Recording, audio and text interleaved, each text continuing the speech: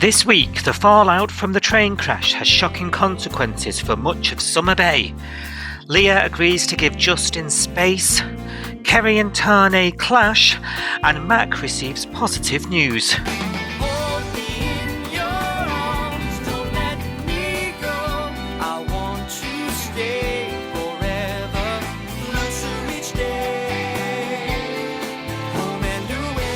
Sorry I snapped.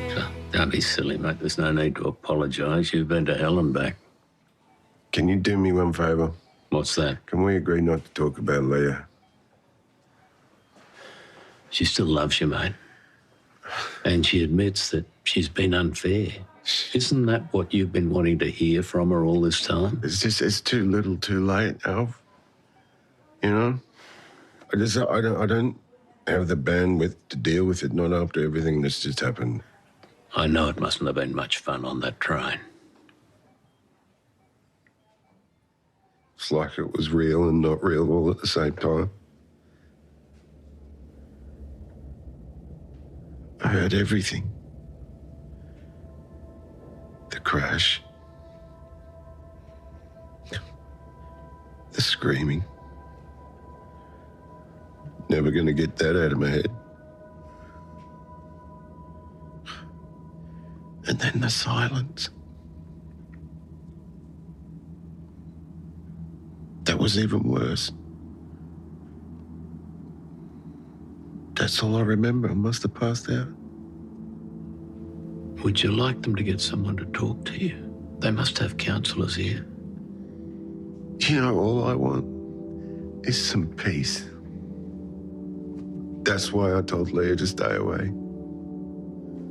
Sure. We are Si and Sophie. This is Coastal News, a home and away podcast, your weekly episode companion podcast for your favourite Aussie soap. Right, shall we load and go? Oh, Soph? sounds painful. It does. Apparently that's what we're doing. We're loading and going. Oh, God. Instructed by Levi. Oh. How are you? I'm all right, Al. How are you? Not bad, thank you. Back at it. Yes. Back at it. How's your week been?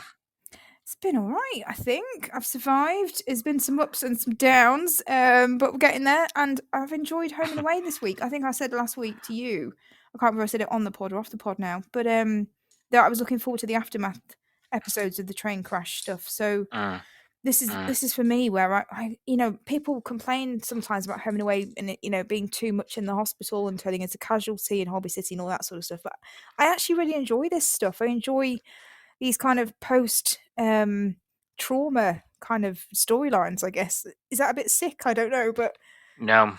yeah. No, and I don't think it's sick, and I think it's one of Home and Away's strong suits. I think they do it well, and Yeah. I think that helps, doesn't it? I'd agree with you. I back at work this week after some time off, Yes. It's been a long, busy old week for me as well. And actually, I would argue, because the show's been really good at getting me through this for this week, but I'd argue this week's been better than last with all the action. Yes. Actually, I've enjoyed the hospital stuff more than I enjoyed like the pre-festival, the platform party and the bit about Eddie getting on the main stage. It wasn't that exciting to me, but this week I've really enjoyed, like, although it's been tragic for some of the people in the Bay. It's good telly this though, isn't it? It is. And we said quite optimistically last week on the train special with Jay Carl that even though we were picking out the holes in the plot and everything, it felt like it was set nicely for kicking loads of stuff off. And boy, were we right. Like this week. And there's a lot of stuff that's happened this week that's completely blown me away because I had no idea. And I think that helps your enjoyment, doesn't it? When you don't know what's coming, the twists are actually twists, you know. And I'm thinking of Remy at the minute. Yes, that was a shock. Yeah, because I knew about the train thing. I knew that something was going to happen with the train thing. I had absolutely no idea about Remy. Yeah. And just when we think that there was a bit of a naff death. In all this train thing. Actually, I've been brought right back down to earth again, thinking actually we're not. Anything could still happen. You know, we're still in the thick of this. Yeah. And it helps being reminded of recaps of the train crashing, all the recaps. Yes. Yeah. I've seen a lot of it this week. Oh, dear. But there's loads, we've got the Sunny stuff that obviously I didn't see that coming at all. No. We've got the Remy stuff. Justin looks a bit crook. I will say he had a funny turn in one of the episodes. He went to the floor, didn't he? In pain in one of that. Can't be normal. Like he should be on painkillers, and that's got to be a sign of something else going on to me. Yeah. I've got an eye on him. Yeah, same. So we can't rest, can we? Yet we're still in the thick of it, and that's like you say, it's a really exciting place to be. Yeah. So yeah. I think they've done a great job with the aftermath of this. Yeah. And it's just brought about at least 3 story threads that we didn't have, and we were all bored. You know what I mean? Yeah. So there's lots of exciting stuff going on. Very, very happy with it. On the Twitter poll temp check this week, it's like 90% of 3 and 4 surfboards. Oh, that's good. Yeah, everyone's invested, and I must say, it feels like there's been a lot of chit chatter as well. Everyone wants to say something about it this week. Is this all? Every week then? Is there always somebody that's voting low, like voting 1 or 2 surfboards? Let's have a look. I think there is. Yeah. So somebody out there just needs to give up the show because they're not enjoying it at all. Yeah. Nobody has voted 1 this week. So everybody's gone 3 or 4, and then it looks like 1 person's gone 2. Oh, right.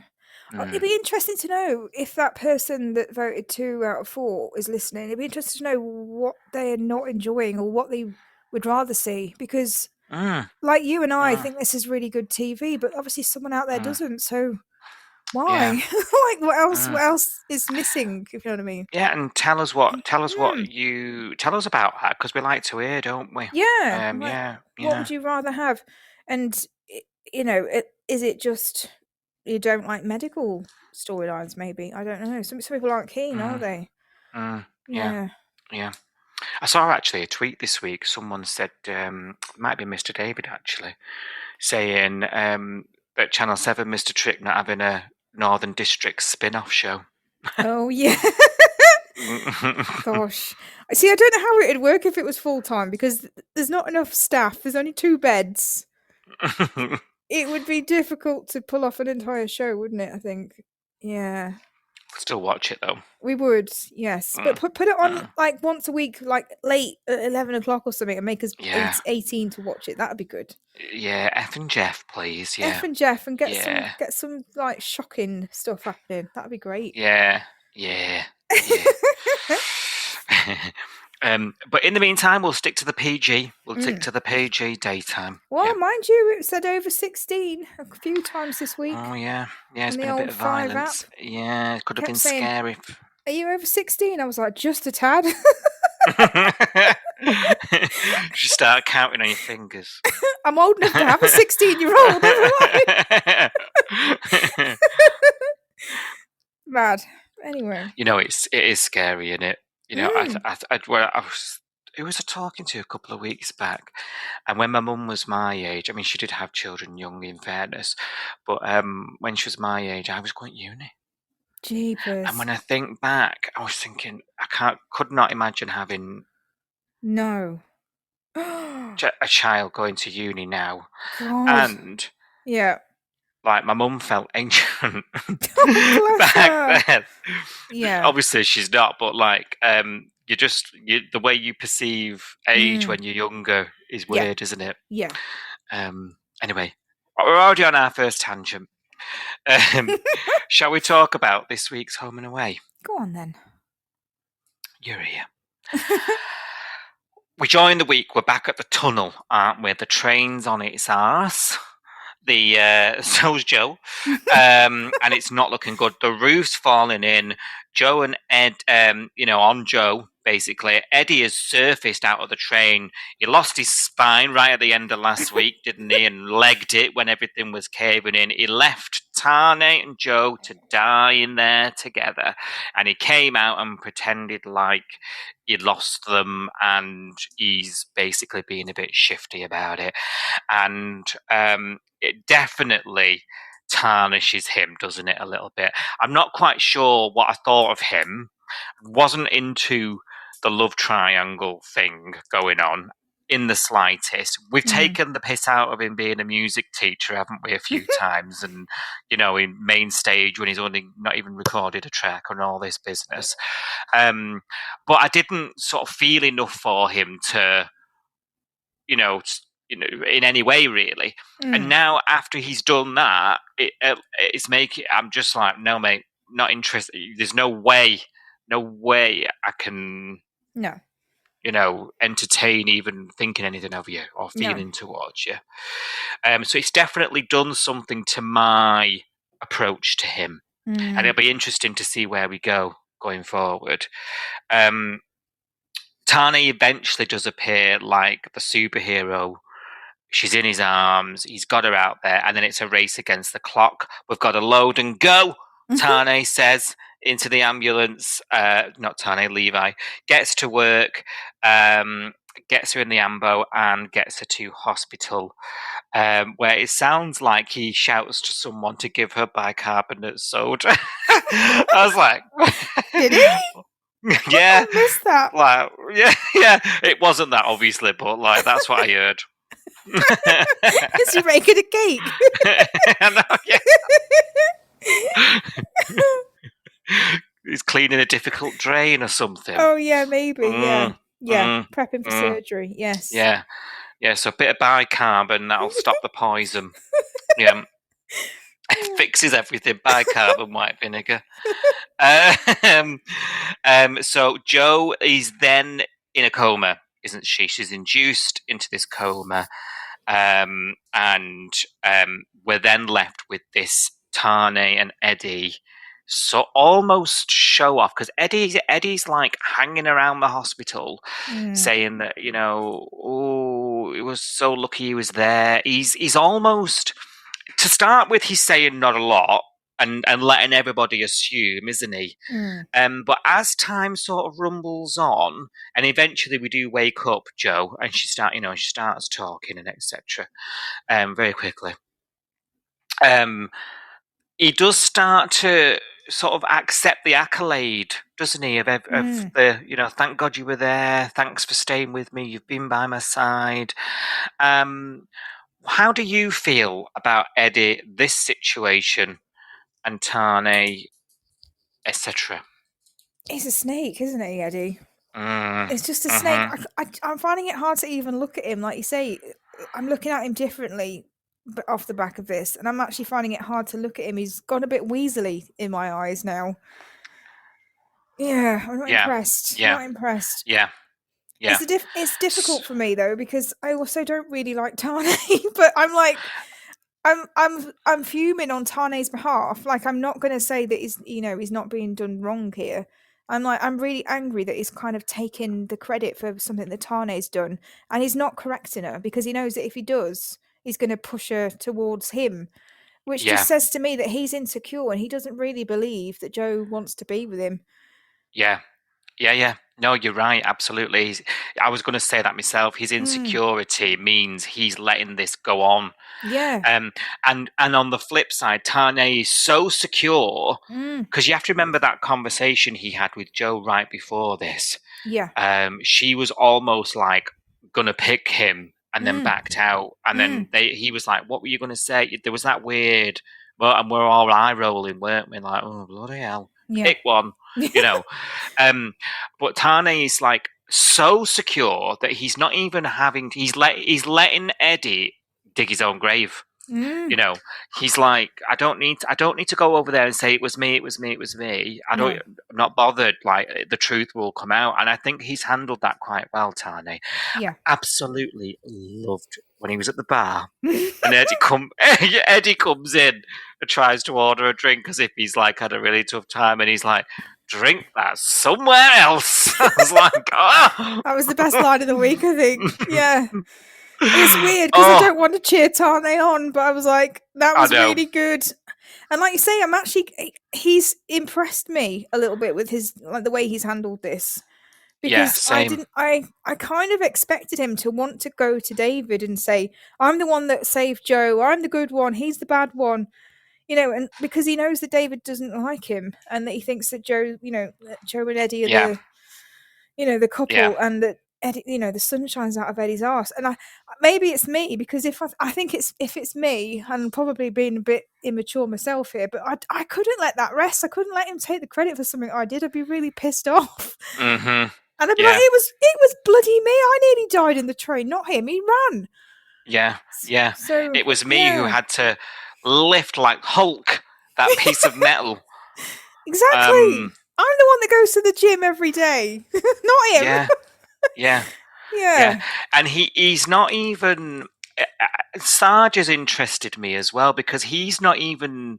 He was there. He saw with his eyes who brought his daughter out, right? Yeah. And he hasn't even gone to Tane. And I'm not saying it deserves a thanks, but he hasn't gone. Surprises me, because even from just like how this is a guy who lost his wife in a similar scenario, right? In moving transport, right?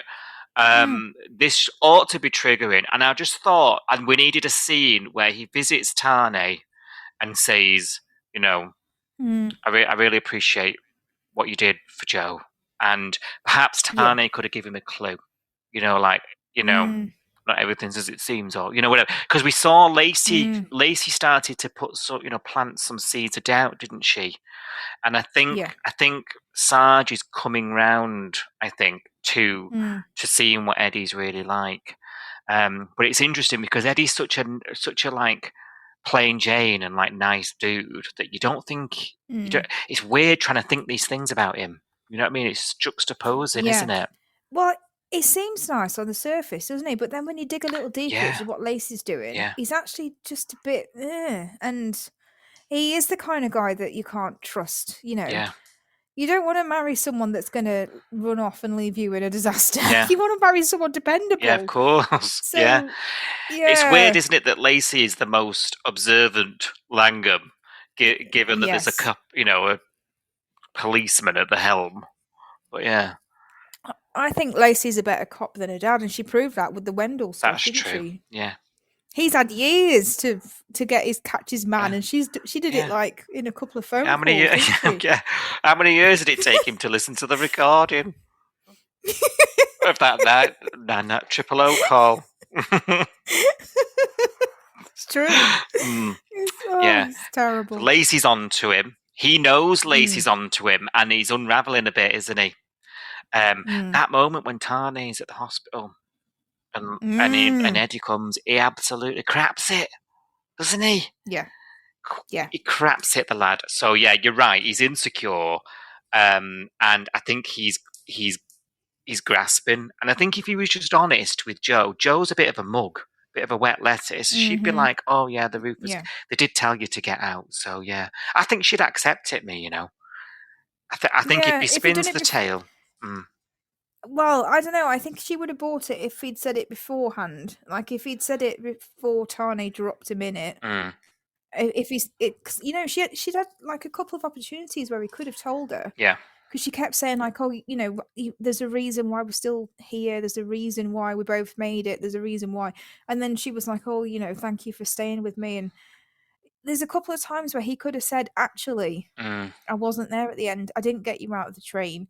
And I panicked." And like you say, I think if he'd been honest, she's a bit of a wet blanket. So she would have just gone, "Oh, okay, yeah, I get it." Like, I don't know. I think it would have niggled at her underneath, but I think she would have let him off and like... Oh, yeah. Because it would have reinforced her turmoil between the old guy who she's not sure is good for her and the hero. The hero. Yeah. Demigod. You know what I mean? Like, that's what's for it. It would have reinforced that, wouldn't it? And then we would have probably been on that merry-go-round a bit longer. So, Yes. Yeah. Hey, dear me. So I think his days are up, aren't they? Yeah. So we'll. I did cheer. Mm. I did cheer when he went, "Oh, don't believe what you told him.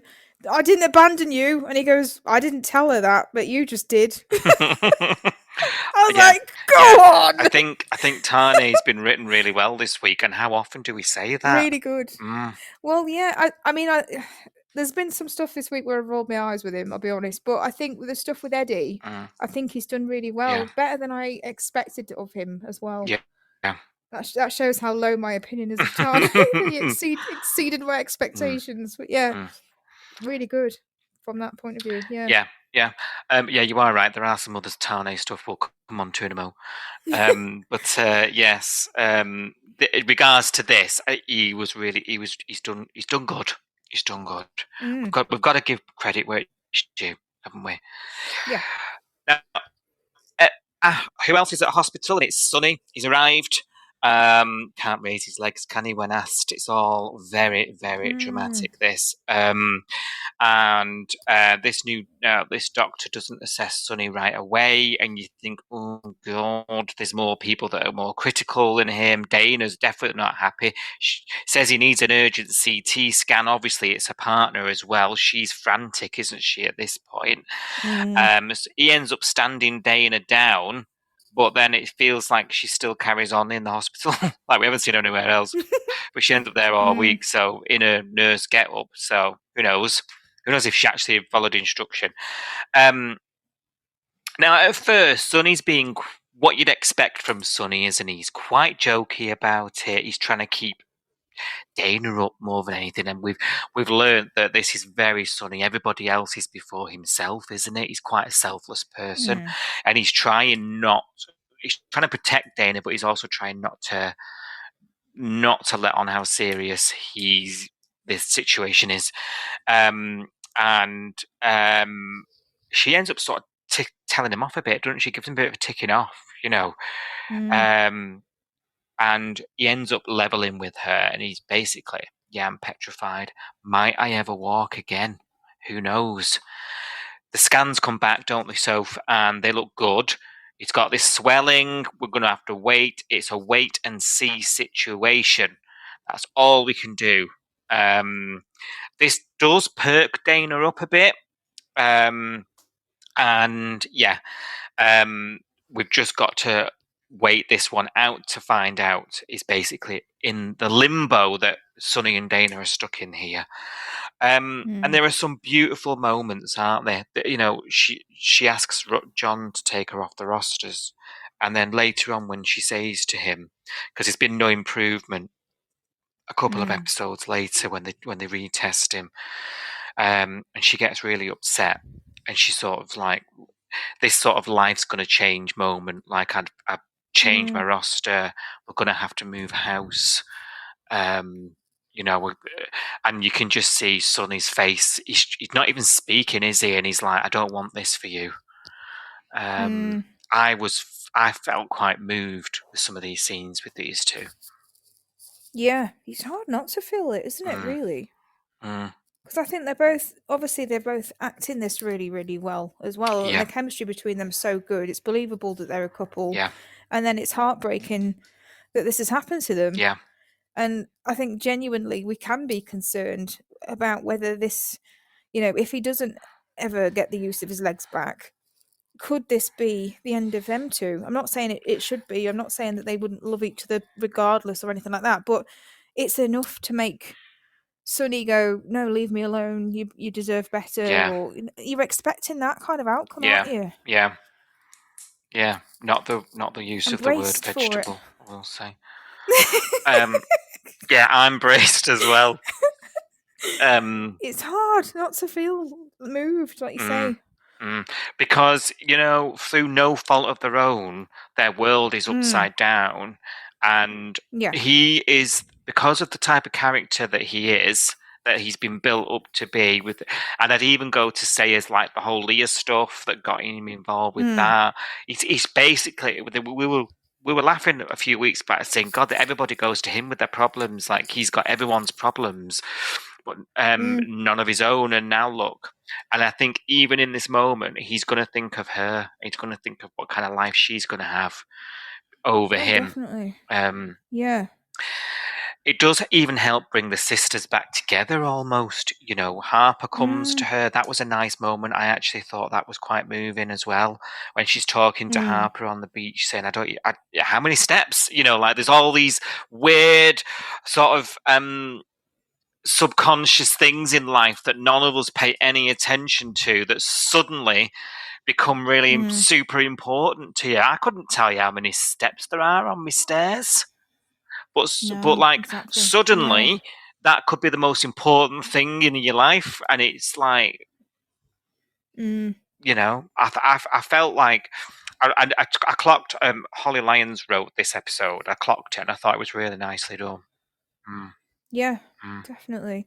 And I think running through my mind, because she was sat by his bedside in her uniform a lot of the week as well. It was kind of like saying to me, this is what she does for work, not what she does outside of work. And is that going to make him think she's going to be like a nurse for me now? Yeah. Not just because that's her career. And will she have to give up her career to help him? Because he's going to need somebody, at least at the beginning, he's going to need somebody there all the time. Yeah. While he's learning how to cope if he is paralyzed. He's got to learn how to do everything that he normally does, but do it without his legs. Yeah.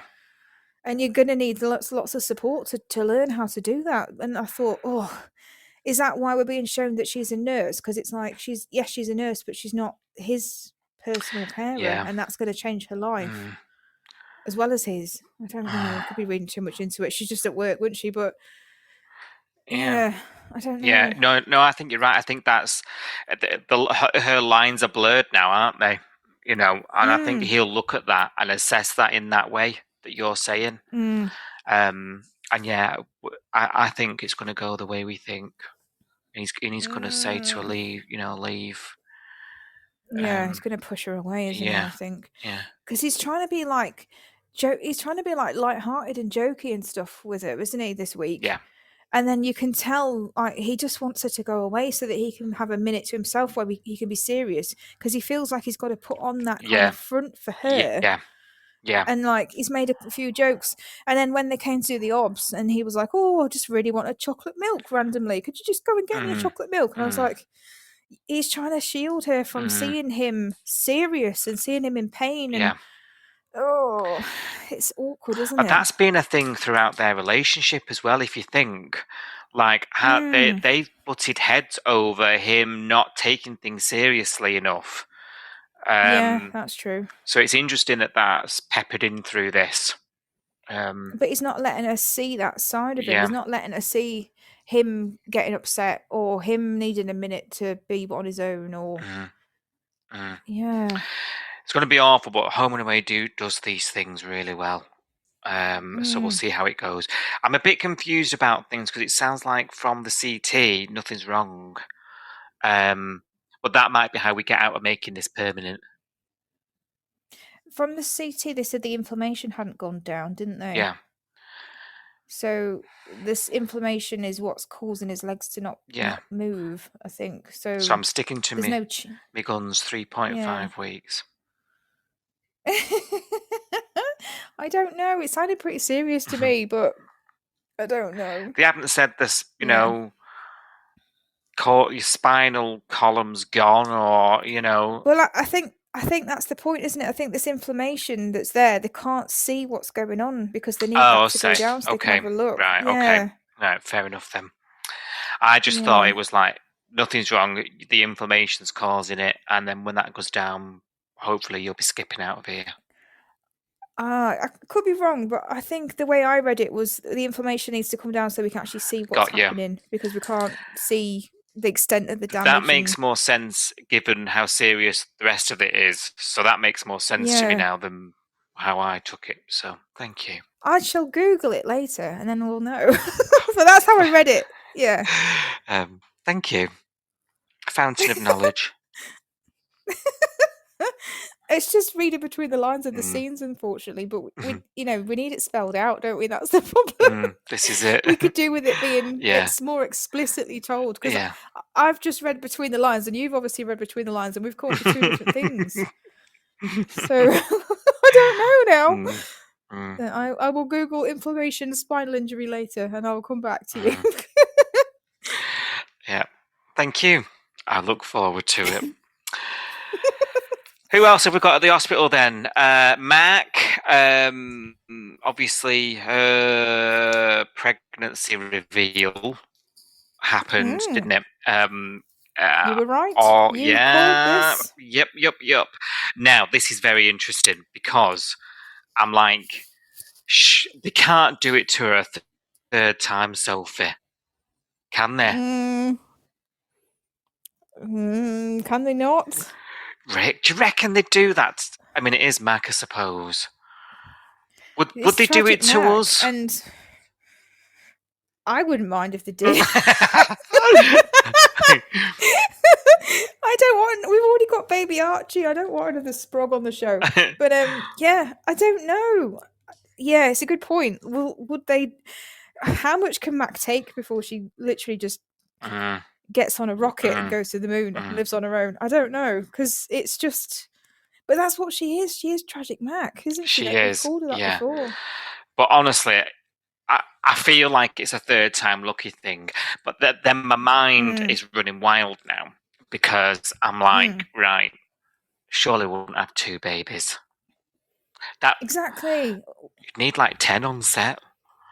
And then I think there's 4 babies playing Archie. Do you know what I mean? Because of the the rules, it's really tight, isn't it? Yeah, and they're only allowed to be on set for like half an hour or something. It's like, yeah, so then the one baby does half an hour and the next baby does the next half an hour. Yeah, I don't know. So then I'm like, okay, if Matt gets her baby, what does that mean for Harper and Archie? Yeah. Unless they leave. That's what I mean. I don't know.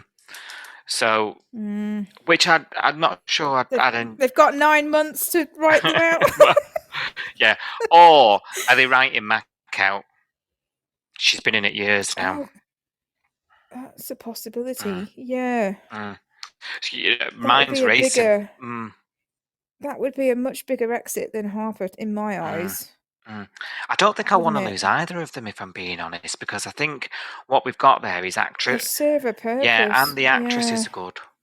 Like they are, and they're both sort of key. Yeah. I think they're key to the show. Yeah. Well, the way the show is at the moment, maybe the direction of the show will change, and they won't be as key. But in terms of strong female characters, I think they are pretty. Yeah. Pretty key. Yeah, I agree. So yeah, it's very interesting. Interesting what's going to happen with things like Marilyn. I'd say Marilyn was a strong female character as well, but she doesn't get the storylines that the other ones do. So arguably, Mac and Harper are more important than Marilyn, only because Marilyn doesn't seem to do anything. Yeah. Oh yeah. They're crucial to today's show, I would say. Yes. I mean, and when you look at their position in the community, like Mac runs the restaurant that everyone eats in, and she's. I mean, Levi. How long's he been? Would he be like in another 12 months' time, for example? Like, would he be like 3 years? When did he join? Was that last January? It's not been long, has it? They've not been a couple long. Because Abby and Marley have been a couple for a year, and Levi came just before that. So I think it was like last January, or maybe last December.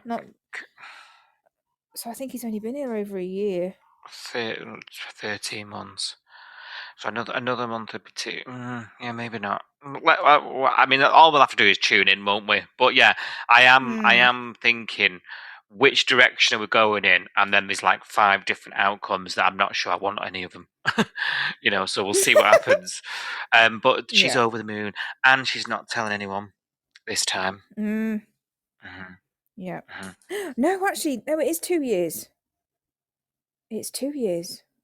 Levi, isn't it? Because he was in the show when we went to Sydney, wasn't he? Yes. Not after. Yeah. Yeah, so it's 2 years now that he's been There on. we Yes, go. it could be. It could be an He exit. could be gone. Yeah. That's interesting. It's a Coastal News exclusive. They could move up to go and live near Dean, couldn't they? Yeah, with the family, the cousins. Or her mum. Like her Yeah. mum doesn't live nearby. That'd be a nice exit, actually. With Mm. baby and going to be with family. I don't know. I wouldn't want to lose Mac though. No, it'd be a shame. Yeah. Even Levi, you know, this is crazy. I mean, the episodes are out there, but you would never believe we'd be saying this 2 years ago. I know. I know. We hated him. We absolutely hated him, but they've done a really good job of turning him around. Yeah. And he's even more key now because he is the only doctor, apart from Dr. Chappell, who seems to just come and go when he pleases. But he's doing ER, he's doing cardio, he's doing train what else rescues, like brain tumors. Yeah. He's not just hearts, you know. I know. I think they pigeonholed him, didn't they? And then thought, fuck it, we'll just forget we said that. There's only so many heart operations we can do on the characters. Maybe that's just like his niche, but actually he's okay at all the other stuff. He's just really good at the heart stuff. Yeah. Must be that. Yeah. He's okay at brain tumors, but his real niche is heart. Yeah. The next big doctor that we have on the show needs to be like a plastic surgeon or something mad. They must have one for that because there's no scars. Remember? Yeah, exactly. They must have a plastic surgeon. And there's more demand actually for plastic surgery than heart surgery. Yes. Yeah, definitely. Definitely. So Mark, Levi, they're keeping it on the DL. Let's see what happens and for how long. Remy's at the hospital. I'll talk about that. He's feeling out of sorts, isn't he? And he ends up being told to leave, doesn't he? Because he's getting a little bit under everyone's feet. And when we did first look, I surmised to you that perhaps he's feeling a bit guilty, and it wasn't explicit, but I felt like I saw that within him when he was at the hospital, and and he was looking around. That scene where he was in the reception area and he was looking around at the chaos around him, and I felt like he was taking a lot of it on mentally, and I felt a little validated. Because I thought, well, yeah, because he actually did sort of hint that way towards Eden when he had a chat with Eden, and he was like, "Oh, this is all my fault, and like nobody would be here if it wasn't for me." And then he did say he apologized to Mac, didn't he? Yeah. And Mac was like, "It was an accident. Like it's not your fault." Yeah. So I actually started to feel a bit sorry for him in this point, and it's not often I have that kind of feeling towards Remy, I will say, because I've just I do love Remy. Yeah, you're softer to him than I am, aren't you? But I don't mind him, but I feel like he's a bit of a buffhead to me. I can't forget the old Remy sometimes, you know what I mean? And that's a bit of a barrier for me with him, but this worked on me. And then he left, didn't he? Because he was no use of no ornament to anybody. And he left feeling a little bit forlorn because, this chaos, and it was all pretty much at the hands of his business. He's walking through the beach at night, and then he just collapses and fits, and then the episode finishes. Wait, hang on, you're skipping over something. And as president of the Dana fan club, I need to ask you a question about this that you're skipping over. And it's the bit where Dana has a go at him to his face and says, "It's all your fault. Go home." I was hoping you'd forget that. No, I can't forget it. And also, not just the fact that she said, "Go home," it's your fault, which was I think was out of order. But also, she's a nurse, and he had a blatant head injury, and nobody had checked him over, and she told him to go home. Yeah, no, she'd been stood down, you see. I know, but I'm a bit thick with her. I'm feeling a bit wrong for two reasons. One is the fact that she told him to go home even though he got a head injury, which I think as a nurse is a terrible piece of advice. And secondly, the fact that she had to go at him and said it was all his fault, when really it isn't. I take it. I do take it. How can you defend her? Come on. I can't. You know me and Dana lately. It's a rocky road. It is a bit rocky. You're right. She shouldn't have done that. And no wonder he felt shit. Yeah. Are you happy? Yes. Thank you. But she was very stressed, and her boyfriend's a cripple. So, you know. I know, I get it. Like, and I feel shit for her because she's got the mum thing going on. She's got the Harper thing going on. She didn't feel like she could tell her sister. You know, her sister had to find out from JP of all people about Sunny. So she's completely on her own and shouldering the whole Sunny thing on her own. So I do feel for Dana, but I do think that was out of order. Yeah, it's fair. It's fair because I agree. I agree. Yeah, no one's thinking straight, are they, in this moment? Let's face it. God, no. But I was absolutely fuming. Honestly, I was shocked. I was shooketh to my core when he had the seizure and the episode went off. I had to go and do a day's work. I forgot you watch it in the morning, don't you? Yeah. Oh, yeah. That was shocking. I didn't see that coming. I'm glad I didn't see it. Yeah. This is why I said last week, you know, imagine if we watched it and we didn't know what was coming up. Imagine if we didn't know there was a train crash. That would have been so shocking. But I knew about it weeks ago because I saw the spoilers. But I didn't know about Remy, and I was genuinely shocked. Yeah. No, same. I was absolutely crazy. And then I was thinking, oh, he's got some sort of concussion, epilepsy. My mind was going to epilepsy. I think we even discussed this, didn't we? Well, I think you and I texted because I said to you, is this like, because there's a lot of crossover with EastEnders storylines at the moment with what's happening on the show. But there is a storyline on EastEnders where Nugget's been pummeled by his dad, Ravi, basically.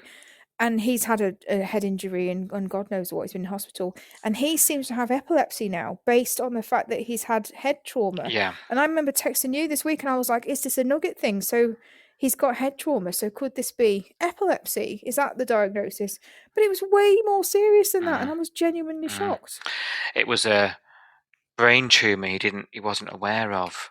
And then Adam Rowland's sort of acted his ass off at this point, and I thought, oh bloody hell! I'm feeling for all the wrong characters. You know what I mean? And everything's topsy turvy, but it's a good place to be. Do you know what I mean?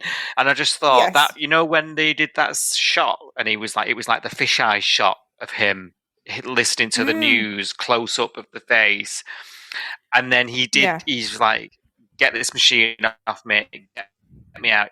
Discharges himself, doesn't he? And he swears Levi to secrecy. Obviously, he's got to be professional and secret. But I think, given obviously, because Eden's flapping about it, you know, family liaison extraordinaire. Somebody really wants this bloody job, this volunteering job. Voluntary, yeah. Not even paid, girl. And she's not even got it yet, and she's there. All in everyone's mind you, we probably work harder on the podcast, which we do for free, than that's true. Our day jobs. I must say, yeah. Well, you know, the ecosystem's got to, it's not going to look after itself. It's true. Just phoning it in on the job I'm paid for, me. Literally on Teams all day. And then they just get a new one. If it gets too hard, listeners will know.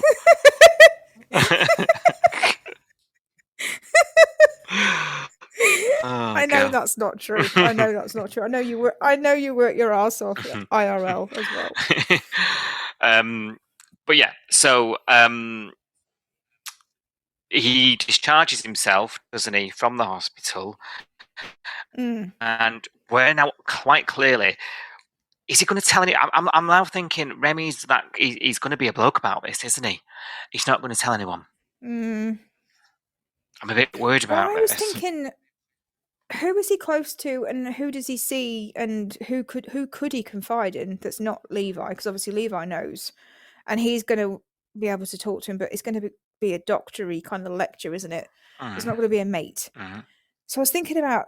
So what we know about Remy is that he's been staying in the studio, hasn't he? Yeah. So they're on his own. So he could slink off back there and then not talk to anybody and then have another fit on his own because we don't know Of course, yeah. what's going to happen. At the moment, it looks like he's gone home with Eden because Eden said, I've spoken to Cash and you're coming home with me and you're going to stay with us for a night so we can keep an eye on you, blah, blah, blah. So I was like, I'm happy with that because he's gone home with her, but I don't think he will tell her.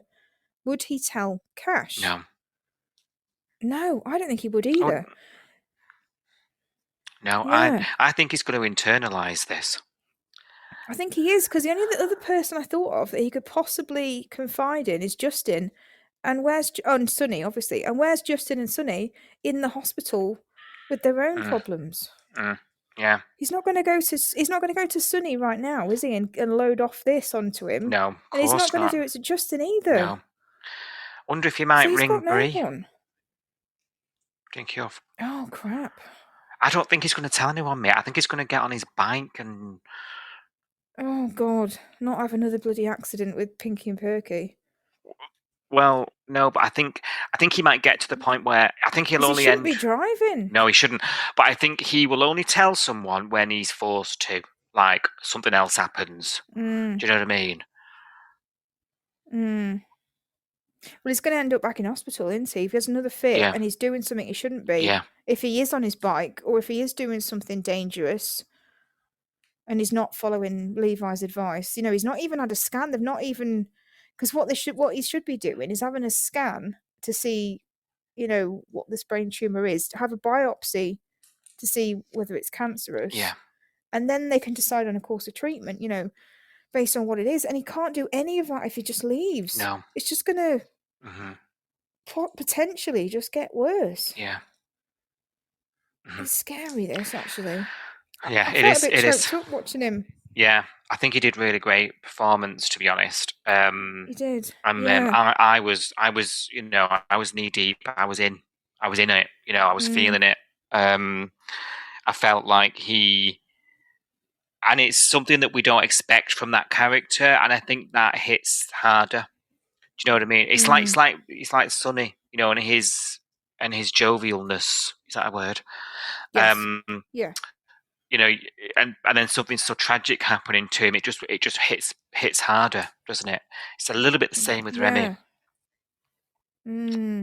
But yeah, I'm loving the fact that this is all meaty stuff. That this real consequence here as a result of this. It'll be interesting to see what Remy does in terms of his money, the record label, and his affairs in general. Because he's no children, he's no partner. Like, what's his preparedness going to be like? Is he going to be in that headspace?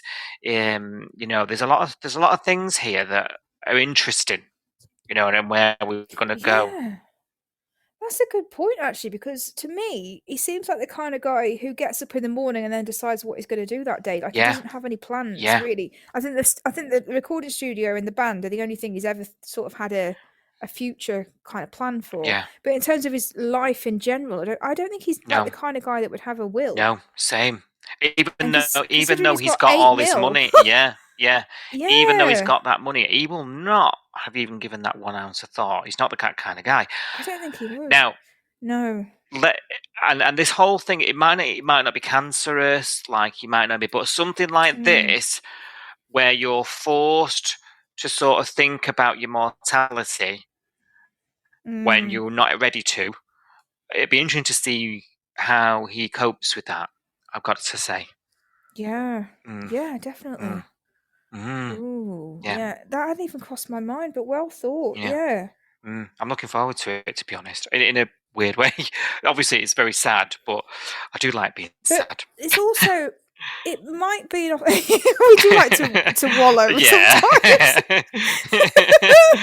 It's nice to wallow when it's not your problem. It's nice to wallow. What I was going to say was, though, it would be interesting if this could get rid of that 8 million problem that we've got, because we do mention it often on the podcast that he's got this $8 million, and it is a problem because they can't spend it. They haven't got 8 million in the budget to make it believable that he's got that much money. Yeah. But if he is faced with his own mortality and he does think, I'm not going to be here forever, and this money's just sitting in my account and not doing anything. Could this potentially be a storyline where we give this away for good causes or something, so that we don't ever have to think about it again, because the money's gone, essentially? Yeah, sets up a brain tumour hospital or something.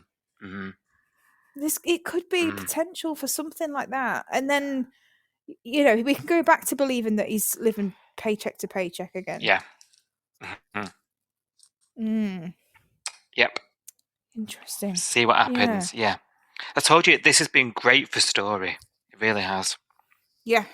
The last one we've got there, well, she's not there, but Abs. She's in agony, isn't she? Marley's back doing the whole sorry this, sorry that, because he's got wind from his moody camping trip, and he only got a signal when he stopped for sushi at the servo. I've written down here. I forgot I wrote that.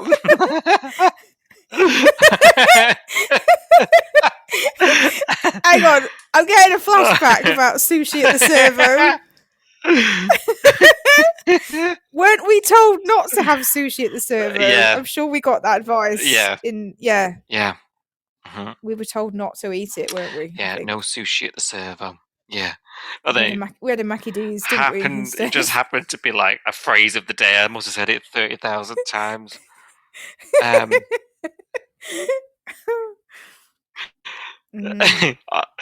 Kids out there coming back from the Blue Mountains in the dead of night, and you get pulled into a random servo. Don't question anything. We survived. Even though we watch a lot of soap. Yeah, we live to tell the tale. Yeah. It was, when I think back now, it was a bit horror movie, that servo, wasn't it? Oh yeah, it was scary. Like blinking 7-Eleven side. It was a little bit scary. It was a little bit, yeah. I can't remember what that scary Australian outback film is called now, but it was a bit like that one. Yeah. Never mind. There's us getting off for a Big Mac. I didn't think about it at the time. I was just like, let's just get some milkshake. Oh dear. Not think about it. Yeah. Now she's refusing help, of course, isn't she? Doesn't want the pain meds. Well done, Sophie. You clocked it. It's about the addiction. Bravo.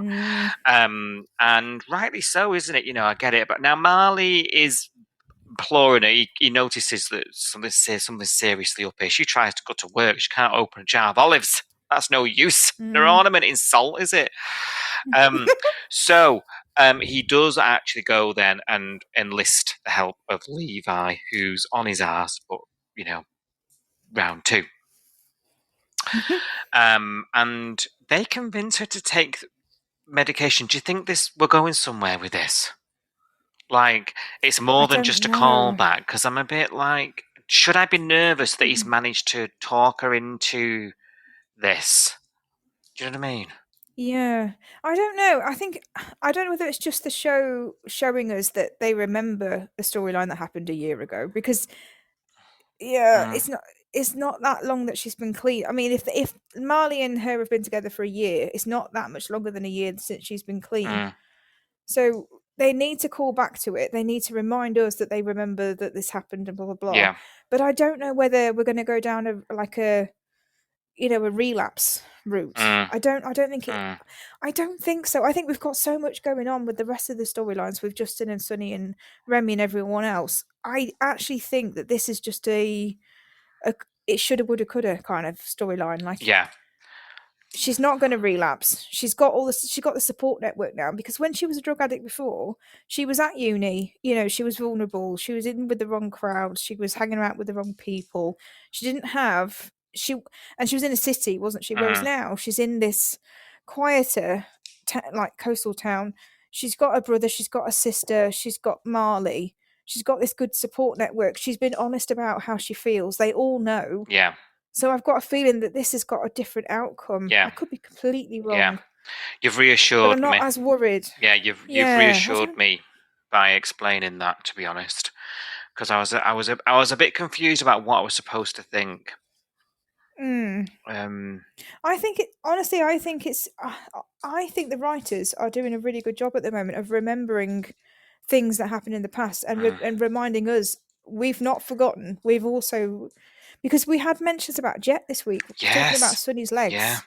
Yeah. We had John and Marilyn going, oh, do you remember when we were waiting for the test results and we didn't know what was going on and how awful, and I feel sorry for them and blah blah blah. And I thought that was brilliant because, okay, to a casual watcher or to somebody new, they might not know who Jet was, but I think they said enough to explain why they were talking about it and who Jet was. And I think you would have got there, even if you didn't know who Jet was before that conversation. I think you would have got there as part of that. I think they did a good sort of backfilling of what they were talking about. And I think that was really good. And I also think the Abbey is a kind of nod to that, a nod to say we've not forgotten that this storyline happened, and we want to remember that it happened, and we want you to know that we remember, so that you're not sort of picking at us, because we do pick at them, don't we? Like, as an audience, you go, well, how come they don't remember that? It was only 12 months ago. How come they don't remember that happening? Or whatever. So I do think the Abbey thing and the Jet thing were just to say we remember. Don't worry. Yeah. All right. I don't know. Yeah, and do you know what? I'll take that as well. As a nice thing. I mean, because we even got a phone call to Jet. We did. That was lovely. He's going on holiday somewhere. Nice. Yes. Yeah.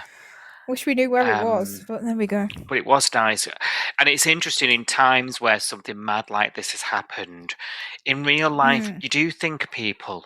And you would reach out. Oh, I've not spoken to. So, do you know what? I'm just going to drop them a message, or you do call on to your experiences and people and people that perhaps have left your life for whatever reason. It happens, and everyone's thinking about their own mortality. Even if you weren't on the train, you're thinking about, I could have been on the train, it could have been me, or it could have been someone that I love. Absolutely. Or you're putting yourself in the shoes of someone, like he's obviously putting himself in the shoes of Dana and going, oh God, I've been there. I know what it's like to be at the bedside of someone that's gone through this. So, and that's made me think of Jet, so I'm going to give him a call. That's normal, of course, isn't it? I think. Really relatable. Yeah, it was really good. Yeah.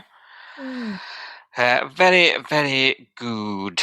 And then the last patient, I'm sure I said Abby was the last, but I thought of another one. Justin. Yes. Had a bit of a turn this week because I don't know whether it's because Leah was there, but he's looking a bit crook as well. There's all sorts going on with him. He's staying in the hospital, isn't he? And to be honest with you, he wants to be there, I think. He is really shutting Leah out here. He's like, I think he even said too little too late, didn't he? Alf's tried to have a word with him. He's asked Leah to leave. She keeps going back, and I'm like, you've been told to stay away now by Mr. Stewart as well. These are still in this horrific place. He's not. He doesn't know, does he, that she came to her senses before the crash, and I think he's like, because of the crash, you now love me and want to do something. Do you know what I mean? Like, you want to sort this out. And I'm a bit. I thought Mr. Stewart might have told him that, and maybe it would help, and maybe nothing would change anyway. But he feels the way he feels. But I did expect Mr. Stewart to at least say something, because he's not letting Leah get a word in, is he? Which is hard going with Leah. But this is going to rumble on, and I actually think there's a question in my mind where I'm like, are we getting to the point of no return with these two? Yeah, well, we've had two lines, haven't we? One from Justin before the crash with Remy, when he was sort of staying at the studio with him and avoiding going home because Leah was such a nightmare. Like, Remy said to Justin, you're going to be okay though, aren't you? And he was like, I don't know. And then this week, it's Leah going, I think my marriage is over. I think I've ruined it. So they've both had separate moments where they've gone, I think this is the end of the line for us. I don't know a way back. But they've come to it from different conclusions, haven't they? Different angles. Yeah. And she's now back on board. And this is what I was worried about. I think I mentioned it last week on the pod, the fact that he thinks the train crash is what brought her around. And like you, why didn't Mr. Stewart go and tell him and say she didn't come to the, she was planning on coming to the platform party. Yeah. She was planning on coming to the festival, but she didn't. She changed her mind. And I spoke to her on the beach, and I tried to leave you a voicemail and tell you to ring her because she wanted to talk and she wanted to apologise and she knew that she'd done wrong. Why did he not say any of that? It drove me mad. I know, same. I was almost screaming. Thinking, Yeah. just, and it might not change You've got anything. one job. I know. Thinking it might not make a difference, but I think he needs to hear it. Do you know what I mean? He does. Yeah. So we're in. Maybe it'll come later. But we're in this. why was that conversation had? If it wasn't going to be brought up, that's what I'm confused about. Well, it's got to be important, hasn't it? It's got to be brought up. Yeah. But they're going to make us sit here in limbo for a bit longer. While Justin has his space that he's asked for. Yes. I can't see Leah sticking to that for long. Well, she hasn't so far, has she? So. No. Next scene, she's there with magazines. I know. But you need I've not read a magazine for years, Who reads the magazine? And I don't think Justin is a magazine guy, I'll be honest. Maybe because they've got pictures in. Maybe yeah. Actually, they've got. Can you imagine him? It's not a book, is it? Flicking through Take a Break or something. The People's Friend. I don't know. Reading his horoscope. He can't read a book, can he? Let's face it. He has to have pictures in. So maybe a magazine is. Maybe they were car magazines. Yeah. Maybe it was like Top Gear. Comics, maybe. Yeah. Or it could have been horoscopes. Don't get on a train this week. Oh, shit. That's last week. Mercury's in retrograde, lad. Stay off grid. What? Oh, dear.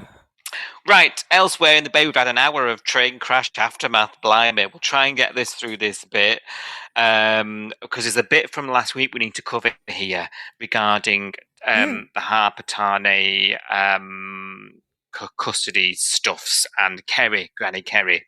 Okay, and last week Cash was getting all involved, wasn't he? You cast your mind way back, Sophie. He was trying to tell Tane he was being out of order. He was going to visit Harper and trying to get her side, wasn't he? And he was trying to just sort of make them talk because Tane was still absconding with his child to other corners of the bay all the time and not telling mother where they were. And Kerrie, this gave her the opportunity, didn't it, up at the motel to be in Harper's ear, saying, you're letting a man control you. That's like your father. There's a very anti-male rhetoric from her, isn't there? And I think it's part of her manipulation tactic, because I'm still on that train and I won't be told otherwise. In fact, it's quite obvious when we get to the next bit. But it's quite convenient to blame it all on a dead guy, isn't it? Who can't speak for himself. And it's stark, really, how she's managed to worm her way back in with Harper as it is, considering she's supposed to be a social worker and trained, But it's one of those things, isn't it? You are sometimes blind to your own, aren't you? Do you know what I mean?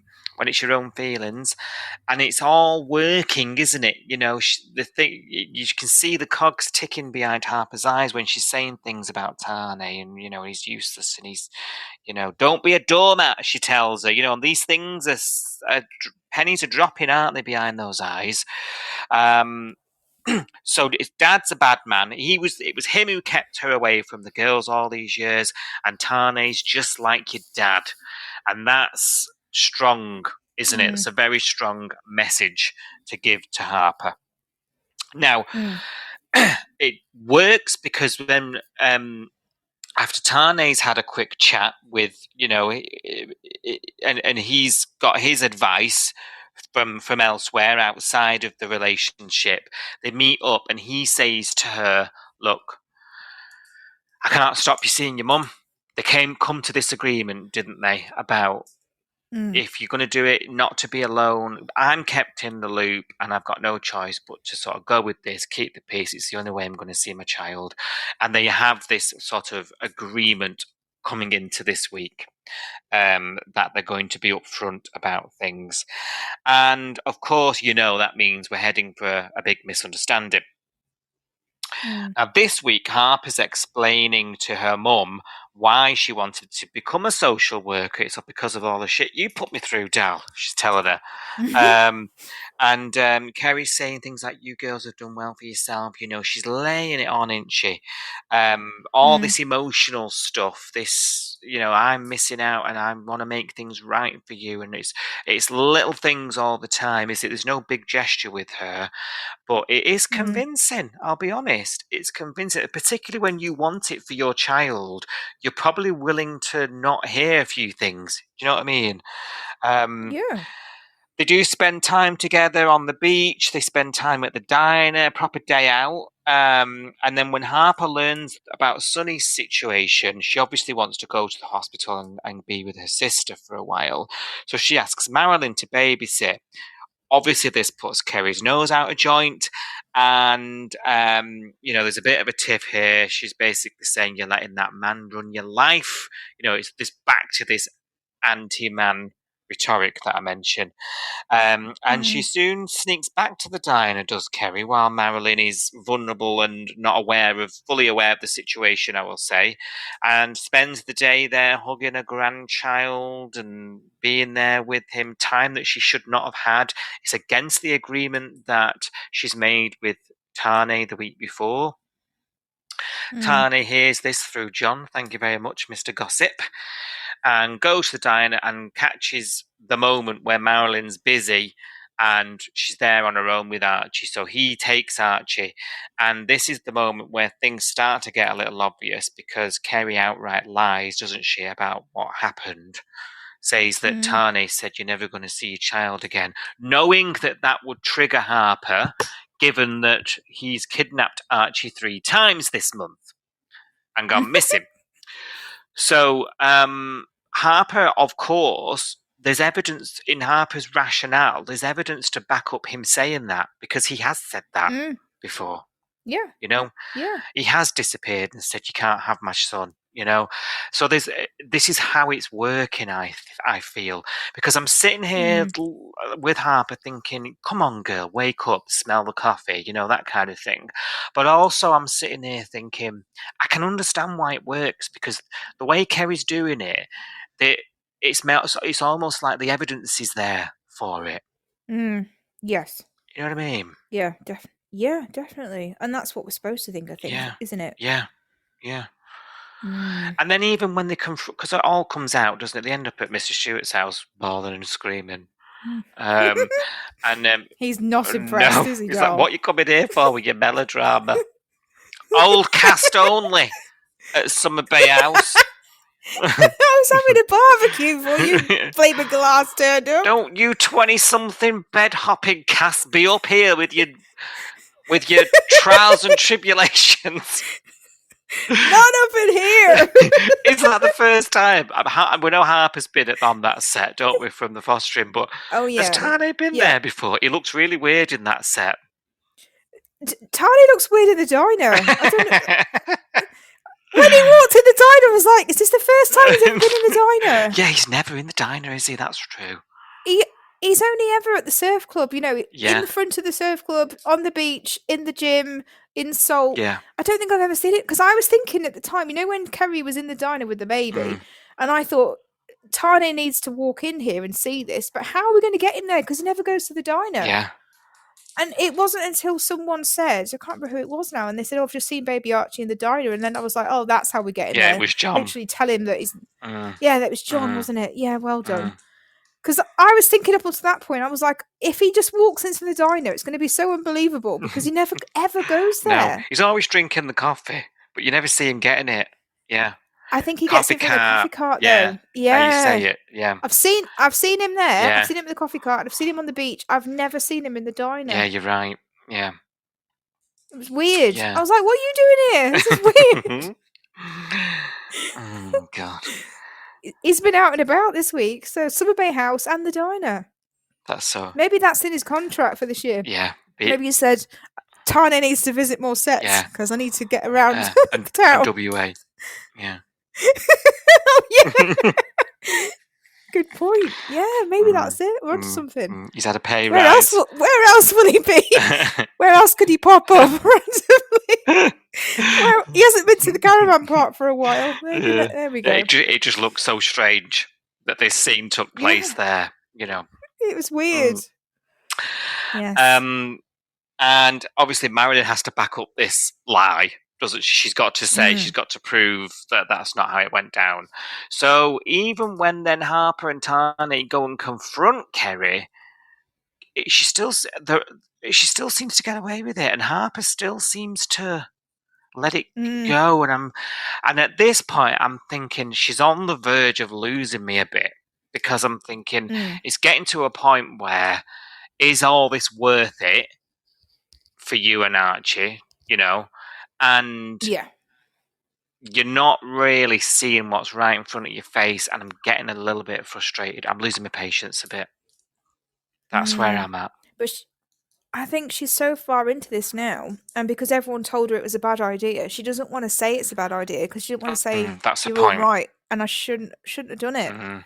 Shouldn't have gone knocking, because what's happened since she found her mum, it's just literally been chaos, hasn't it, since she's been in the bay? They've had a couple of nice afternoons on the beach, but all around it has been arguments. Dana's upset, Tane's upset. The mum's lying and manipulating. She's living in a hotel. Yeah, exactly. And she could have been moved in with Dana and Sonny. She got invited to move in with Dana and Sonny when Bree left, but she hasn't, because Mum turned up and drove a wedge between the two of them. And then Dana was like, "You're not coming. You're not moving Forget in. you've got a find sister somewhere else." Exactly. And what's happened since Kerrie came to the bay that's actually been good for Archie? This is why Not she's losing much. me, because you got to do your cost benefit analysis, Dal.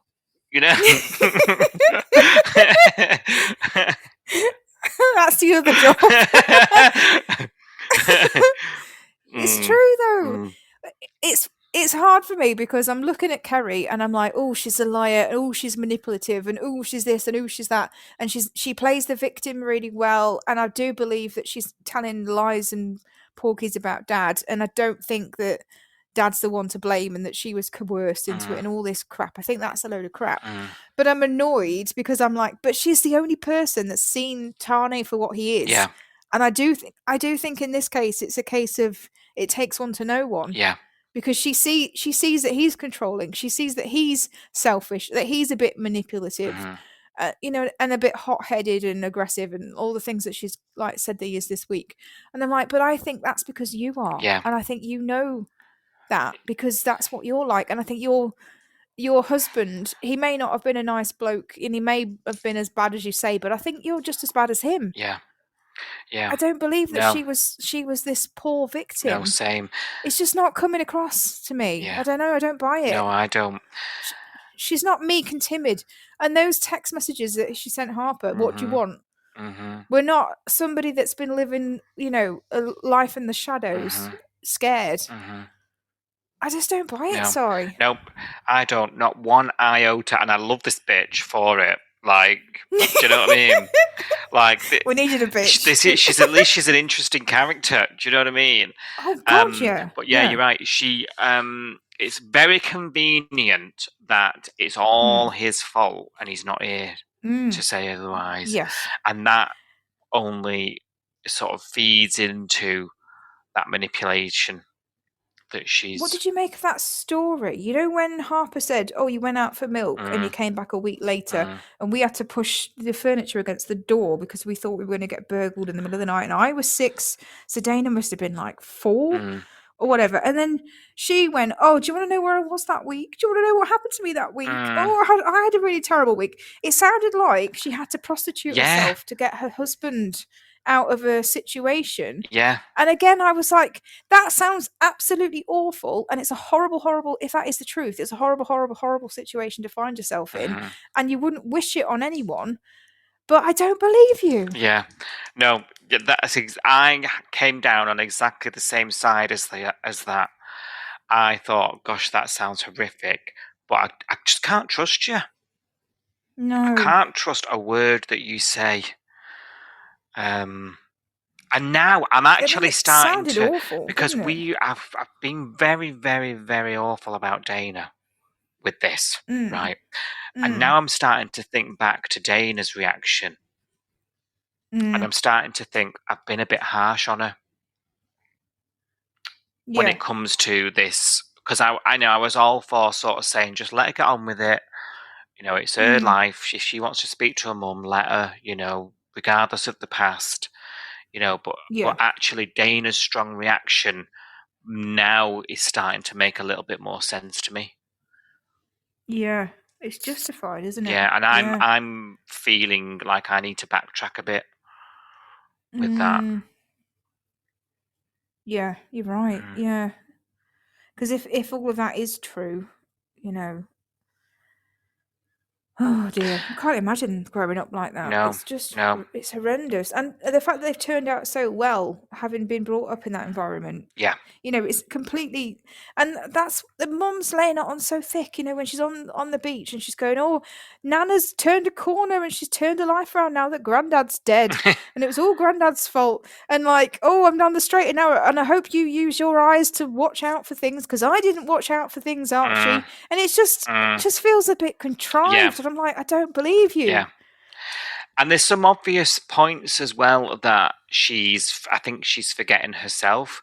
You know, she never told the kid, if it was the dad, she never told him he was gone. He's been dead 2 years. So she's had all that time. Explain that to me.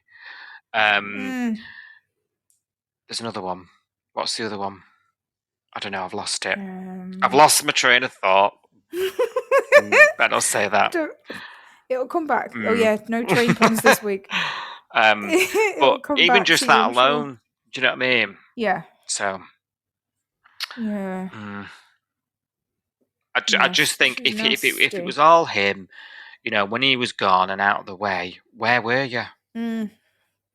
Yeah, and that's the only thing she admits was her problem. You know, when she's apologizing or trying to whatever fake apology she comes out with, it's always, I'm sorry that I got manipulated. I'm sorry that I got dragged into that world. I'm sorry that I let your dad do this to me. I'm sorry that this happened to me.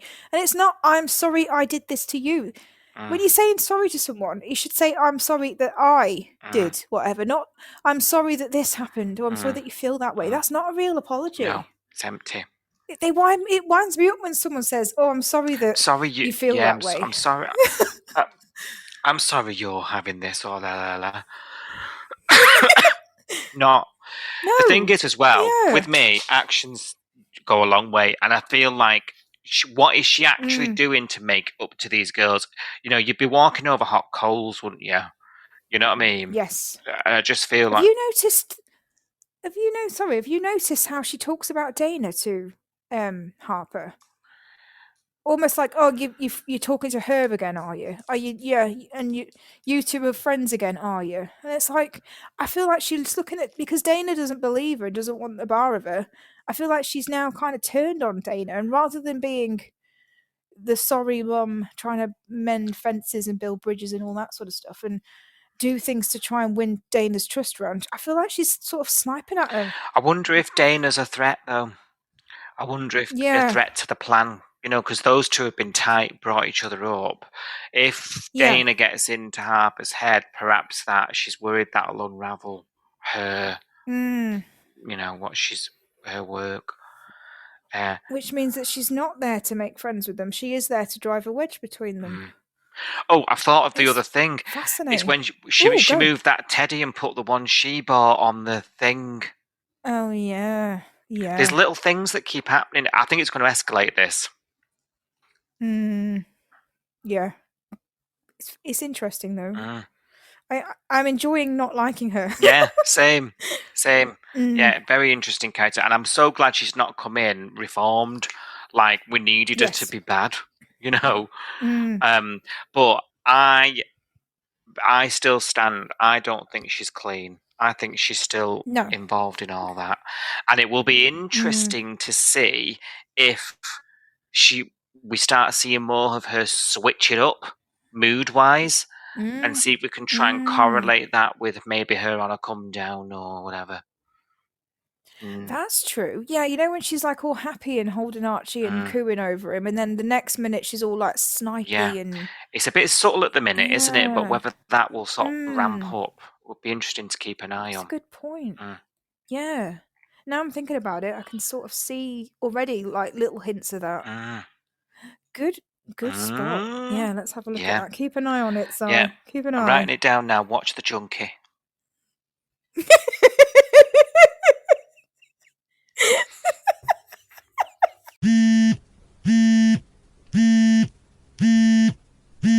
Right, Si, it's that time again. It's your say on the bay. My say on the bay. No. Well, maybe. I don't know. We've had quite a lot of our say, I think. Sorry, guys, if you're still listening, thank you for getting through the last hour and goodness knows what. We needed to get it off our chest though, and I think Yeah. you guys do too, because we've had quite a lot of forms, haven't we, this week? Which Yes, we're we going to have read actually. out. We have. We've had a lot of people getting stuff off their chest this week. It's really cathartic. It's good, and it's nice to see you guys getting in touch with us again, because I think January was a bit quiet, and I think probably because the show was a little bit quiet coming back from Christmas, and now it's ramping up again. So thank you for getting in touch. So as always, if you do want to let us know your thoughts, go to coastalnewspod.com, navigate your way to the form that we've got on there for the Your Say on the Bay section of the podcast. Fill the form in, let us know what you think about the storylines that are happening this week. Who are you worried about in terms of the train crash aftermath? Are you worried about Remy or Justin or Abby or Sunny? You know, who's breaking your heart? Who are you worried about? Are you pleased for Mac now that she's got her pregnancy? Joyous news. Let us know what you think. And a few people haven't they? So we'll get onto those in a minute. Just a quick reminder that we also do a tweet along. So if you are on Twitter, I know it's controversial nowadays, but it's where we all congregate. We've been there for years, and it's just old habits die hard, Darl, don't they? But if They you do. are, if you are on Twitter, we watch the show, don't we, at 6:30 every night, Monday to Friday, on 5-Star or on the the 5 streaming app. And we go online and we go on Twitter and we use the Home and Away UK hashtag and we just tweet our thoughts about what's happening on the show as we're watching it, and lots of other people get involved as well. So if you're around, you're watching it at the same time, you want to have a little chat to a group of people that are all watching it and thinking the same thing, or maybe thinking different things to you, jump on there as well. It's a nice little community that we've got on there. So yeah, It is. Yes. that's the 2 ways to get in touch with us anyway. But as I said, people have been filling the form out. So I'll start off with David from Australia. And he says, not to be confused with Mr. David. We do have Mr. David, who is a regular on the tweet along, a regular contributor to the podcast. But we've got a new David here. David from Australia. Hello, David. Long time listener. Oh yeah, good day. We should say that, shouldn't we? Good day. Terrible accent. I'm sorry. Long time listener and first time caller. What's took you so long, David? I'm glad you got in touch with us, though. I'm glad you got in touch. Yes. David says, I always enjoy listening in every week. Oh, bless you. Even though the UK is inexplicably weeks behind the normal pace of the show. Yes. Yes. I'm surprised you have the patience to listen to it when we're so far behind you, David. Bless you for tuning in every week. That's really kind of you. He says, has it ever been explained exactly why that is? When I first started listening, I was confused why you two were talking about stuff from a while back until I found out that's just the way it is for some reason. Yeah, it's been like that since we've had the show. Unfortunately, we've always been behind, haven't we? To some extent. We are now, I think, 6 weeks behind. Are we? Something like that. And that's not bad, actually. That's as close as we've been for a while. Yeah. It's probably money and politics and TV networks, isn't it? You guys over there are quite erratic, David. Yeah, that's a good point. We assume it's something in the contract that says that Australia gets it earlier than we do because you're the key sort of or the first market for it. But also, as Si says, on our showing of the show is very predictable. It's Monday to Friday. It's 6:30 p.m. Come rain, come shine. Apart from when we have a break at Christmas. From looking at what happens in Australia, you get like triple Thursdays and mega weeks, and then you get weeks where you've got no episodes at all, or you've only got one. And we could not cope with that over here. No. We could not. We like our schedule, don't we? Yeah. So we'd end up ahead of you and all sorts and it's probably like you say, we're not contractually allowed to. So if we keep behind a few weeks, it gives enough room for you guys to do whatever you do. Yeah. It's probably a bit of that. Yeah. Our soaps are very ingrained in our our live TV, aren't they? They're very scheduled. And if you even have one night where it's on half an hour later or it's on a different day for football, because occasionally the ones on the main channels get changed, don't they, for football or cricket or God knows what nowadays. Yeah. And everyone's up in arms. What have you done? Why is it on a Tuesday, not on a Monday? So yeah. It's not something that we do lightly here, is it? I don't think. No, they don't like. People are creatures of habit. Definitely. Yeah. There's been changing the schedule here for Home and Away, and they've been tweaking it little by little to move us to a certain showing and all that biz. Yeah. But it's still on every weekday, every night, isn't it? At the same time. Yeah. So yeah, it's very what's the word? Predictable in that, and it's nice. I if they started to do triple Thursdays and stuff, I just wouldn't be able to cope with that. No, this podcast would be a nightmare. It would. Like, what day are we recording? What are we doing? Who are we? No, I need a routine. I'm very particular. Yeah, imagine if one of us has got a trip or something. Oh, I know. I mean, it's hard enough doing it as we go, and I don't leave the house that much, but you know what I mean? Yeah. Yes. So yeah, we don't really know the reason, but we can surmise, I guess, is what I'm saying. So David says, Ari Eddie can confirm that my man does not know how to play guitar. Good to get that confirmation. But it is actually him singing. He played the boyfriend in Legally Blonde the musical here, which is how he originally got noticed by Home and Away. Oh, I did not know that. So he's come from the theatre. That's interesting. Treading the boards. Yeah, that's interesting. Oh, thank you for that. I did not know that. So he can sing, but he doesn't know how to play guitar. I did suspect that. I kept saying to you, they're not showing his hands. And when they do show his hands, it's from across the room and you can't tell what he's playing. What chord is that? Interesting. And also he says, Justin, Theo, Eden, and Remy all actually know how to play guitar. In fact, Justin's real life twin brother, Nick, was the lead guitarist in an award-winning Aussie band called George. Didn't know that. Didn't know that. James, see, we're getting all this pop culture here. This is what we needed. Where have you been, David? We needed this. He says James, who plays Justin, was part of the original lineup of the band before he left to pursue acting. Interesting. And he's got it wedged into the show. Well done, James. One more fun music fact for you before I get into what's happening at your pace. It turns out I am mates with the guy responsible for writing all of Lyric's songs on the show. Oh, now we know who to blame. He says my friend Kieran, who plays in a band from New Zealand called Baker's Eddie, who brought onto the show to write all the band's original songs. He casually mentioned this side gig to me when we were hanging out a few months ago, and I lost my mind. You would though, wouldn't you? That's so mad, isn't it? Imagine your mate going, "Oh yeah, I wrote what was it? Something. What was that one that you get stuck in your head? New beginning. Oh yeah, but there's another one, isn't there? Someone like you. Someone like you. Yes, that's the one. That's the one that gets in my head all the time. All the time. It makes me fall apart. That one. Someone like you. Yeah. Definitely. He says he revealed that nobody in Lyric wrote or played on any of the songs, but all of them did actually sing on them. The more you know. True. There we go. Yeah. True. Wow. Fascinating. Okay. He says, I truly think Leah's run after Theo's death has had the potential to be a real exploration of the impact of grief, subverting all of the usual soap malarkey and really getting to the core of it. Unfortunately, it's possibly been her worst storyline ever. Wow. Wow. There's been some bogus ones. I think I probably agree. She's the most annoying she's ever been, isn't she? I think. Yeah. I think we can probably agree with you, David. And also the fans online are saying the same as well. We're not the only ones. She's been the absolute nadir of the show, week in, week out, defying all possible logic in order to be especially insufferable. I was terrified she would end up sleeping with Sonny, but thankfully the writers had more sense than that. Yeah, we worried about that, didn't we? I think that would have knocked me sick. because it's meant to be like a pseudo Theo thing, and it's I like, know. oh no, Yeah, that's I know. icky. That's icky. But grief, everything mixed up, doesn't it?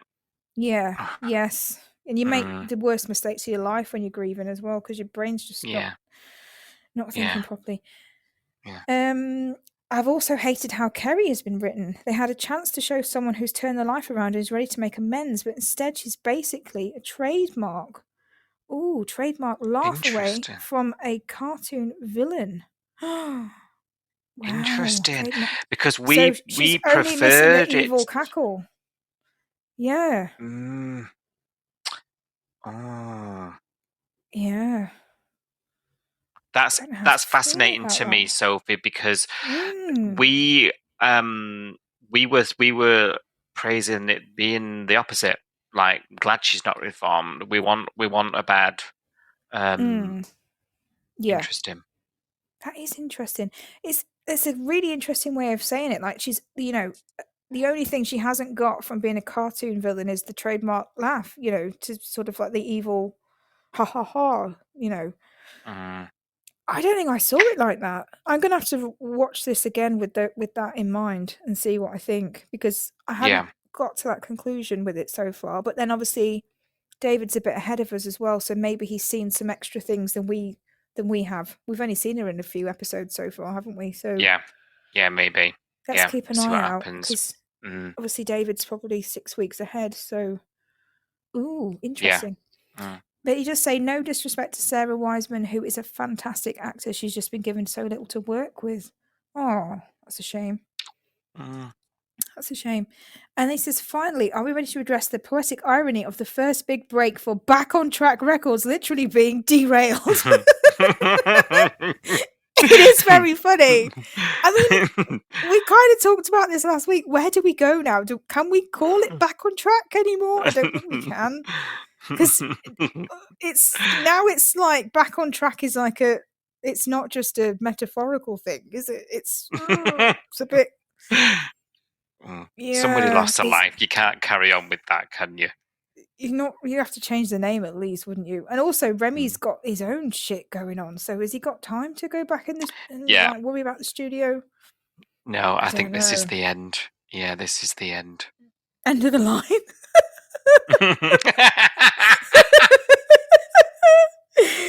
All alight. The puns never end. Mind the gap. Oh dear. Yeah, he says, be a bit more on the nose about it. Why don't you? It is back on track and off the rails. I can't believe they went there, to be honest. It's so funny. It's not even a pun, it's just blatant. Oh gee, it's not even a clever pun, it's just so blatant. Like, this train's gonna crash, you know. We saw it coming because we knew the train crash was happening, didn't we? We knew it was inevitable, and then because they kept saying off the rails and back on track, I was going, oh, for God's sake. I can't believe they've done this. It's mad. Oh dear. David says, anyway, thanks for the laughs and the great discussion. Look forward to your thoughts on what our 2025 cliffhanger. Yes. Thank you very much, David. Thanks for writing in. It was lovely to hear from you. And thanks for the facts. I love a bit of a musical fact, so thank you for that. Appreciate. I think we've got Sam next, haven't we? Yes, we've got Sam. So thank you, Sam. Thanks for getting in touch. Hello. Hello, hope you're well. And we've got, as boring as they were, I kind of want Harper and Tane to sort out their shiz and get back together. Please don't hate me. Yeah, well, I think you know how we feel about that. Because them two together drove me to almost jumping off a car park, I think, multi-story car park last year. Yeah, but do you know what? I actually think I prefer it to Joe and Tane. I don't know. I don't want Tiny to end up with anybody. I want him to die alone in the gym. And I feel where it all began. I want him to get crushed by one of his weights and just, yeah. Oh gosh. I do feel a little bit like the moment's been stolen from me, because I did think them living together and trying to be platonic would be messy, and I felt like that's something I probably would have wanted to see, even though it would have been a mess. However, when I'm thinking about her, I think Harper has been properly messed up by all this. Yes. And I think as time has gone on, because I have sort of shunted to her side a little bit, because there was a long time I was sort of being devil's advocate when it came to Tane, if you remember, on here. It took me I a do. while to come across. I was trying with him. You were. Because I, You were trying yeah, to, because I was so staunchly anti him. You did a good job actually of putting the other side forward, because I couldn't see it. I couldn't. I was yeah, too annoyed. yeah. But Yeah. there was a tipping point, and I couldn't do it anymore. But then, so that's opened me up to sort of sympathising with Harper more, and I feel like now I'm at a point where like I can't really go back. Do you know what I mean? But I do feel like it would have messed her up a lot. Yes. Yeah. But given that this has now happened with her mother, I mean, we didn't need it. But yeah, I do feel a little bit robbed. Yes. Yeah. Mm. Could have been very, very different. But if they got back together now, I really, really wouldn't enjoy that. I'll be honest. Because I don't think we can go back now from where we are. Yeah. And it be a healthy, nice relationship that I'd enjoy. I don't think so. I think that But ship I'd sailed. still think I'd want that over him and Joe, and they're going to try and push that on us. God. I just think this guy needs to work on himself. I've been saying He that. does. I feel like I've He been saying does. that for 2 Yeah. years. Yeah, I don't dispute that, but they keep wanting to pair him up with the next latest thing. Let him sow his wild oats or whatever. But he needs, before he gets into a long-term commitment again, I genuinely believe this guy needs to work on himself. Yeah, But I tell you not what, listening. be funny if he knocks Joe up, won't it? Oh God, not funny, haha. Oh dear. Oh no, I don't feel that at all. I'm sure Sarge probably feels about the same way about it as I do. But there we go. Yes. On to a new topic for Sam now. Sam says, Mac's new board was lovely. I just think that all Levi did was tap his credit card. Yes, he told Marley how he felt about Mac, but the interpretation and all the work, that was Marley. Yeah, very true, Sam. I'd agree. Yeah. Yeah. I don't actually know how the end design ended up reflecting what he actually said about Mac either, because I didn't see. I don't know. I don't know what I was expecting. No, he's one of those guys who can just bullshit off the top of his tongue. Yeah. Yeah. This reflects to me how much I love you and blah blah blah. And I was like, oh God, he's literally off the cuff here. It just sounds great. All it was not being funny, but all it was a silhouette of a woman that didn't really look like Mac, with flowers and pink. And I was like, I didn't feel it was very Mac at all. I thought it was nice, but I didn't feel it was anything like what I was expecting it to be, I think. Yeah, same. Yeah. Anyway, and then the last line from Sam was, "It was nice to have a Leah free episode." Yeah, well, enjoy that, because I think that might be the last one for a while. Because she's been back with a vengeance this week, hasn't she? But there was an episode recently where she wasn't in it for the whole thing, and everybody on Twitter was like, sort of breathing a sigh of relief. And it was Leah free. So yeah, I hope you enjoyed that one episode, Sam. Thanks for your comment. We all needed a breather. Thank you, Sam. Thanks. Now I'm going to do one, aren't I? Yes. And just to give you a breather. This one's from Emma. Thank you, Emma, for coming in. We have a lot more as well. We have been a little bit inundated, haven't we, on this form? So we will come to them perhaps next week. Okay. Yeah. But Emma sent us one in, and she says, very excited for the crash on the railway. Eden, are they morphing her into Leah? Looks wise. Oh. I don't see it. No. Maybe it's the hairdo because she's gone darker, hasn't she, with her hair, Eden? Yeah, but I Not still sure. think she's got her own look. Yeah. Mhm. Yeah. There was a scene where she was walking down the stairs from Salt, and I had to double take. Oh. She was in a Leah type dress. I can't remember that. And this would have been like a week ago, wouldn't it? So, Emma, I'm going to go back on the weekend and have a look, and I will let you know. See if I can spot what you're talking about because I can't recall. The home and away team are definitely doing some character development on Eden, moving her away from music and Remy. And yeah, you're right. And I think this week it's been even more evident in terms of her moving her to that supportive role. Feels a bit weird to me, you know, Emma. It's very in your face to us, the audience, to tell us that this is what she's doing now. And Yeah. you know, when she's at the hospital, and even Sarge was like, when he was thanking Cash, he said, "Thank everyone at the station for their help. That includes your missus, you know, for all the stuff that she did as well." I feel like it's really being hammered into us that this is, we need to pay attention. This is where she's going. The character is now doing a 180. She's not doing music anymore, guys. She's being a volunteer. Stick. Yeah. Yeah, they've got the big stick out, haven't they? They have. I do feel like I've been hit with it this week. Yes. Yeah. I don't hate it though. I actually quite like it. Yeah. Yeah.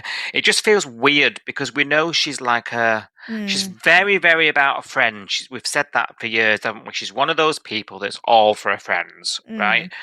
And that is generally her inner circle, but like caring and nurturing and that role that she's had this week felt a bit off. But it's because it's new, I suppose. Yeah, I mean, we know her as the brother punching, revenge holding, you know, fiery. Yeah.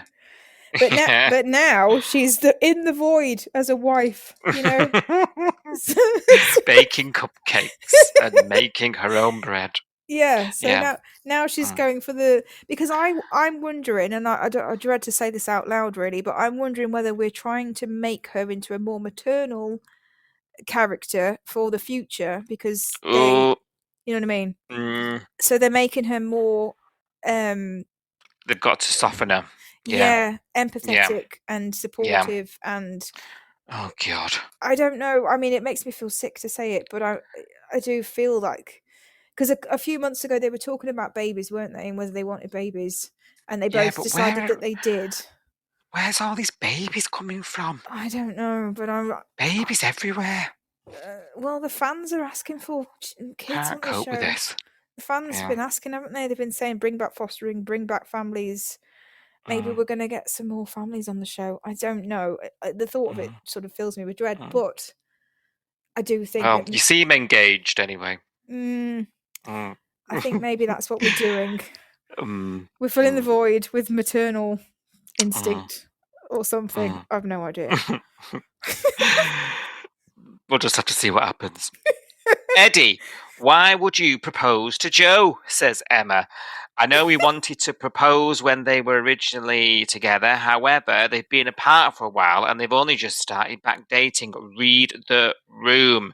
In my opinion, Joe looks uncomfortable with both of them. Perhaps we need to know Joe more. Or is she the new Harper that no one's going to like for years? I'm so pleased Leah didn't get on the train in the end. I haven't watched the Friday episode yet, so I've just seen the train crash only. Mac looks completely out of place on this train, as everybody seems to be young, and because she's not a music person, I think she stands out even more than Justin and Remy at 28. He's early 30s now, but I didn't believe that when I heard it. He's had a few birthdays since we were last mocking him. Yes. I assumed there was a reason why she's on the train to be continued. This must be Max still. I did love the fact that Abby and you did the same as us and assumed that Peanut fetus might be in trouble, but I think it was the one positive storyline out of a bunch of negative ones. I think that's all we got from Mac. Yeah, and actually that's the way it was peppered in the editing as well. Yeah. we went from Sonny's and Remy's diagnosis to Mac. We cut to Mac telling Levi he's going to be a father. Yeah, I think it was done on purpose because it could have been really, really dark, this train storyline, if it was all just Isaac is dead. Justin's in agony. Abby's broke her arm. Sunny may not walk again. Oh, but Mac was on the train, and not only did she have no injuries, but she's also pregnant, and the baby's fine. It was. Yeah. I think it was the light side of the train. Yeah. Yeah. It was to give us some relief, wasn't it? Yeah. Yeah. Yeah. Yeah.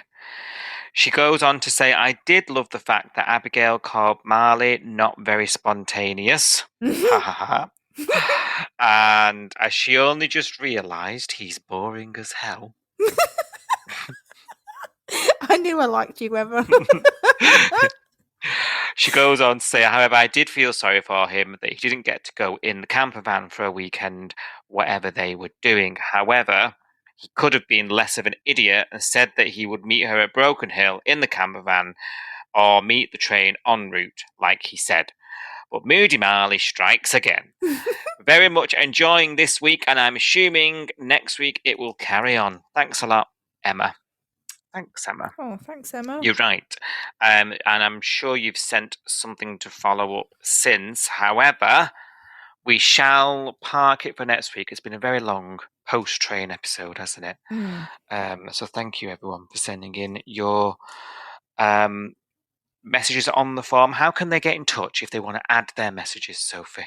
Yeah, so coastalnewspod.com, navigate to the Your Sound the Bay section, fill the form in, put your name, tell us what you think about the storylines that are happening this week, or join us 6:30 p.m. Monday to Friday on Twitter, X, whatever you want to call it, using the Home and Away UK hashtag, and just tweet along live with the show and tell us all your thoughts. It's another way of getting in touch with everybody, isn't it? So that's... Yeah, and there's a few social media pages that we've got. We're on Facebook, we're on Threads, we're on Instagram. Instagram is a good one if you like watching stories, because on a weekend, sometimes we do, well, I say we, Cy does a very funny segment called Storylines to Music, which I do laugh at every week because he picks some hilarious tunes sometimes and also some bangers that I have to put on Spotify immediately and listen to. So that's a good one if you want to sort of interact with us on Instagram. Like I say, Facebook, Threads. We're on YouTube as well, aren't we? Lots of places to find us. So yeah, feel free to contact us. Tell us on the form what you think. Thank you. See you then. Thank you. Bye. Bye. Please take the time to like, subscribe, and review Coastal News wherever you source your podcasts, and ensure you never miss an episode.